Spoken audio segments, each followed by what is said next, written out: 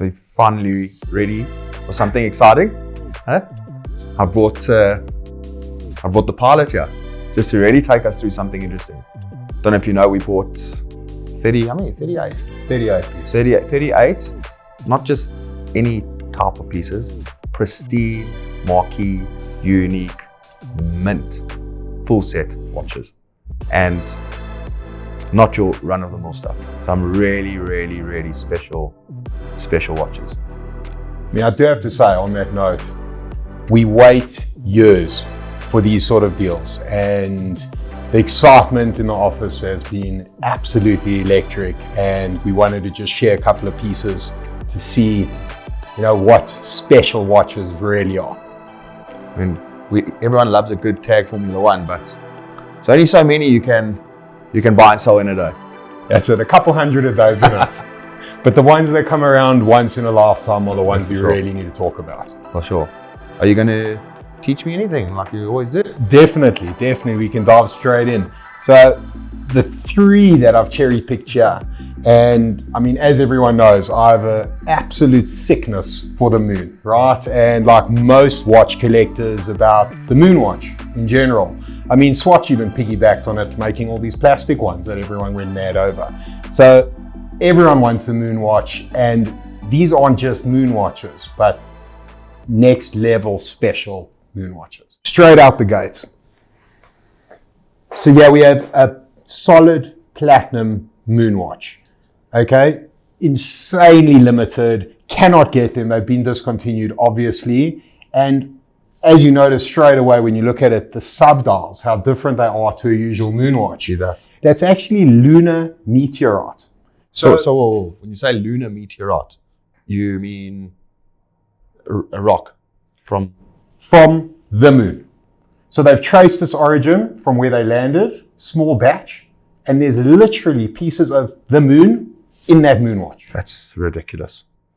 That is ridiculous. And this, I mean, that's a work of art as well. Absolute work of art. So I'm glad you noticed that, Sol. So the exhibition case back on that platinum piece showcases the updated 3-2-1 movement. Now, your 3-2-1 movement, as we all know, was the movement that was originally used to be sent to the moon.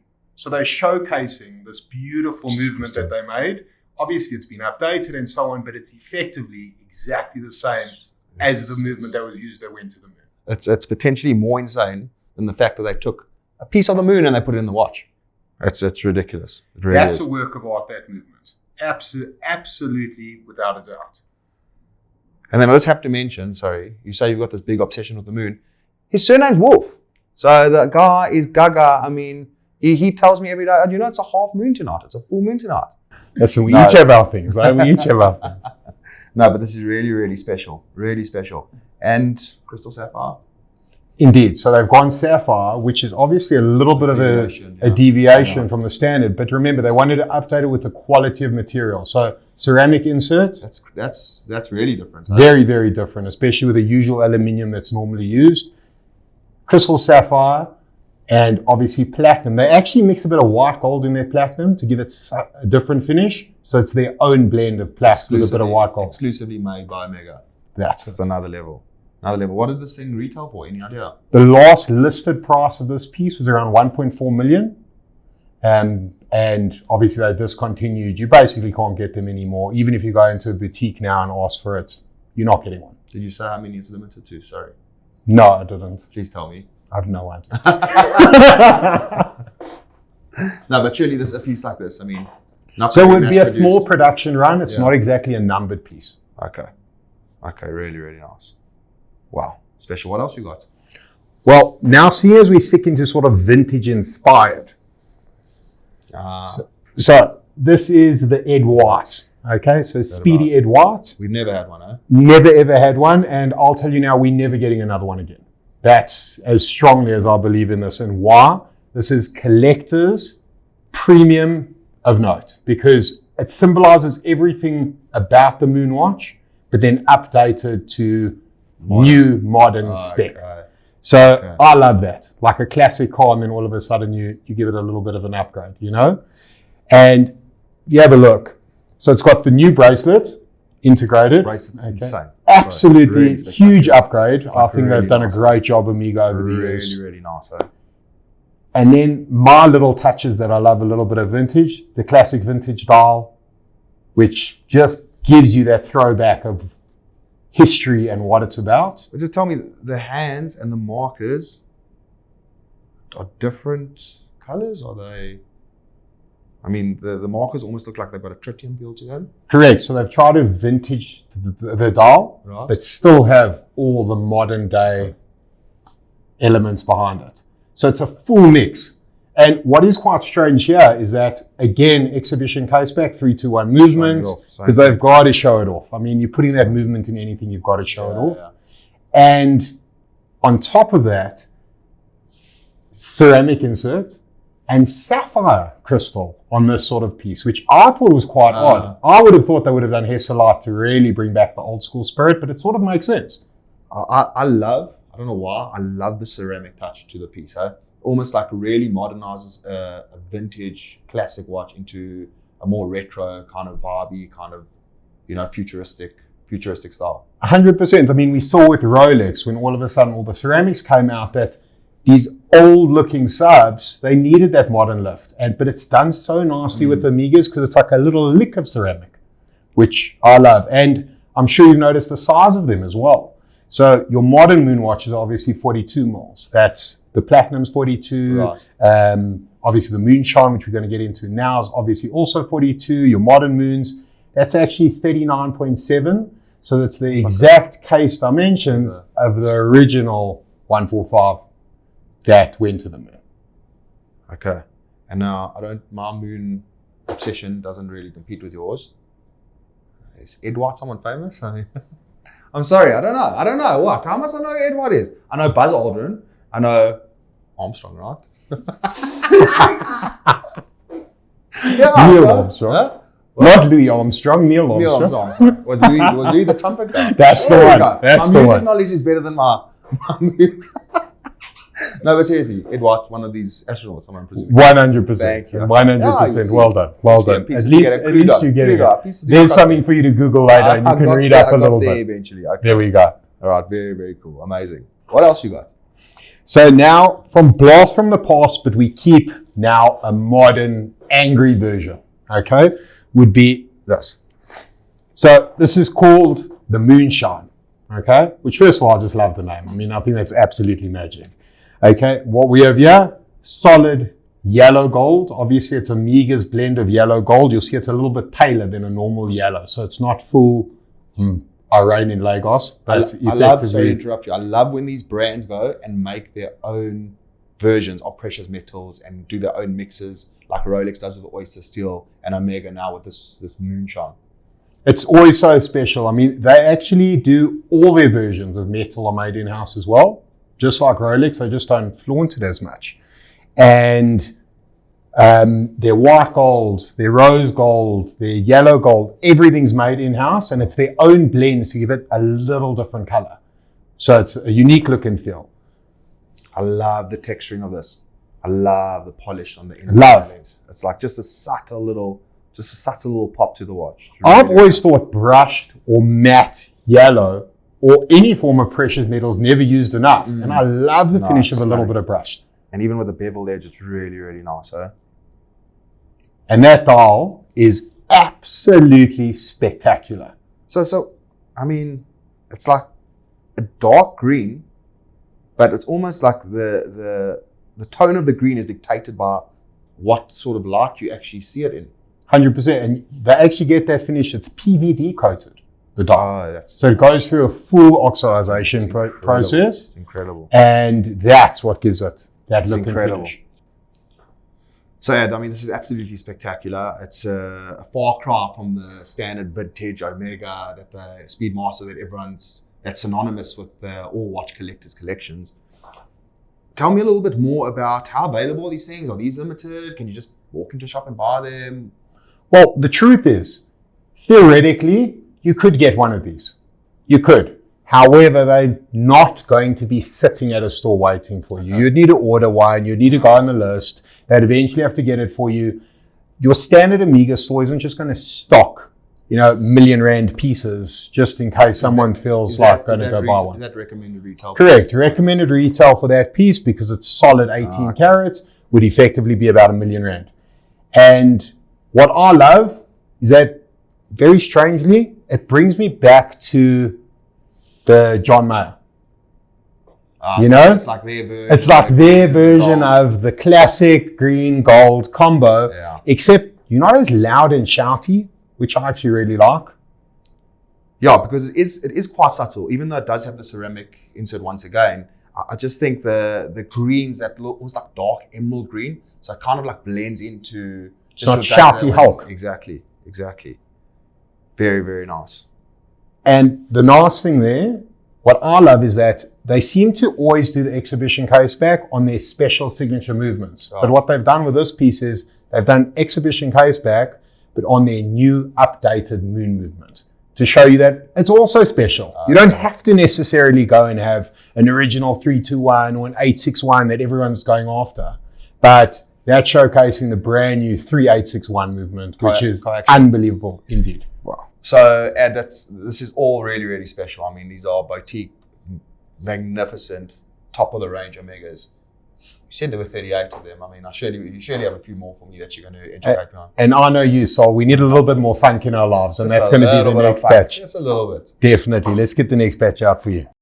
So it's time. I want to see what else you got. You said funk. I want to say, I see what's coming on this tray, and like you always refer to watches that are coated PVD, carbon, black. You know it. You know it. Pieces. Really, you know me. Sick. Black all the way. Okay, and these are very, very special. We're on to moon, but now the dark side of the moon. Listen, okay. I love some gold. I love some bling in my life, but there is nothing I appreciate more than just classic, clean, black, sleek pieces. Okay, so here we go. Where do we even start with these? I mean, looking at the tray from the back and from on top, they look identical. So there better be some stark differences between the three. The truth is, the case is actually all identical on the three of them. It's the little touches that make them special. Classic Omega. Classic Omega. Classic Omega. Great building blocks. And then we enhance as we go. We have a few collabs along the way. We make them special. We make them pop. And that's where Omega collectors are in a class of their own. They're the type of people that really appreciate these little differences, and they're the ones who can really point them out to you. And a watch that might look pretty similar is in a completely different ballpark when they really start pointing out the key features. Most definitely. So let's start off with the absolute black to the max. Wow. Okay. Wow. So black dark side of the moon. Everything's blacked out. I mean, that looks like it's gone to a paint shop and been modded, literally how it looks. That is as stealth as it possibly gets. I've been here a long time with this company, and I think it's about time that you give me something nice. I really do. I mean, look at this. Listen, Sol, a couple more years and we can think about a Casio. No, this is spectacular. Carry on, please. Tell me more. So, effectively, classic chronograph movements, larger now, because remember, if you're going black and you're going dark side of the moon, you want a little bit more presence, you want a little bit more show. So 44mm case, and that is the same with all three. That's your stealth version, black on black, dark side of the moon. It's amazing. I find it quite interesting. It's like almost raised from the top and from the bottom, the way they put this little the sapphire. Is this sapphire at the bottom? Yes, 100%. Sapphire crystal on both. Really, really nice, eh? And material that? Ceramic. Ceramic throughout. Ceramic. 100% ceramic. Eh? Clasp? No idea. No, Google's your friend. Normally titanium. Okay. So they normally bulk titanium and ceramic together, just because they're both lightweight, they're both hard wearing. It makes sense. And I love the twin trigger release. Always. So nice and like efficient, tight, but like easy to just deploy. Really, really cool. All right, what's next? Okay. Can go to possibly one of my favorite dark sides of all time. Would be the Apollo 8. So first thing that catches you, obviously the little pop of yellow. Okay. And I love a little bit of color somewhere along the way. I just always think it brings it to life, even though I love black. But the little pop really does. I love the little touch along the bracelet. I love the little touch on the hand, the Speedmaster writing, and then the little hands as well. Just a tiny bit, like you say, but more than enough to make you see this is yellow. Of course. And the Apollo 8, they actually brought out in 2019, very similar version to this. This is the updated version that came out with the best hidden little feature that I've ever seen on an Apollo. Can I try to find it? You can try. The texture of the dial. No, that one also had texture, so they've enhanced the texture. Okay. However, that left subdial, it's a rocket. Oh, that's amazing. A little rocket. That's and the best part is the best part about that. I absolutely love that. It's an exact copy of the Saturn V that was used in the Apollo mission. I mean, they're a bit over the top. I mean, pieces of the moon in the watches, like replica rockets as the hands. I mean, but that's the point. That's the point. I mean, I get it. Overboard always. It's cool. It's very, very cool.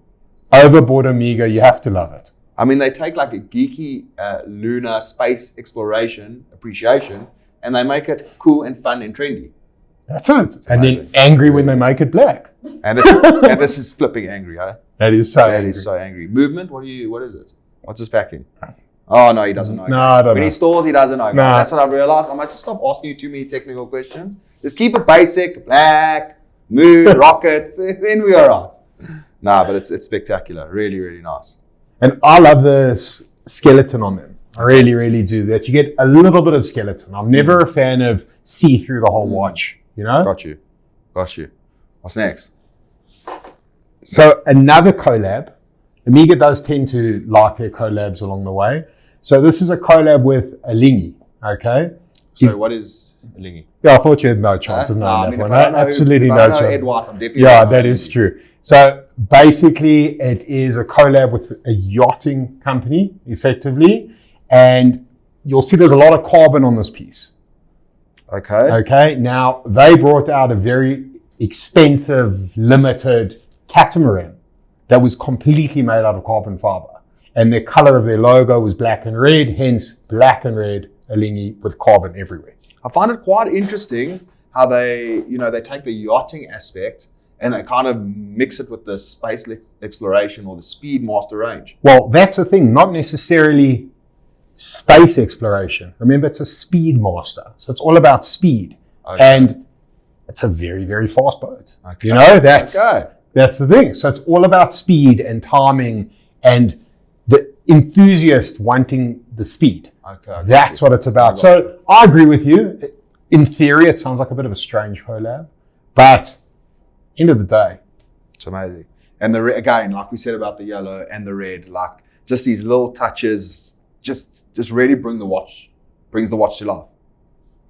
I also love the texture of the dial. It's got like a carbon finish. That's it. So it's amazing. It's actually a carbon dial. No, it's amazing. Well, Ed, I mean, this has been an absolute treat, besides for the fact that you just broke the news that I'm getting a Casio after 20 years of being chained to the desk here. But other than that, I've really loved my time in learning about these amazing timepieces. So you've loved your 20 years and it's definitely not a jail sentence. But yeah, no, thanks again. And yeah, I hope there's more that you're going to whip out. Plenty. We'll do it again. Amazing. Thanks.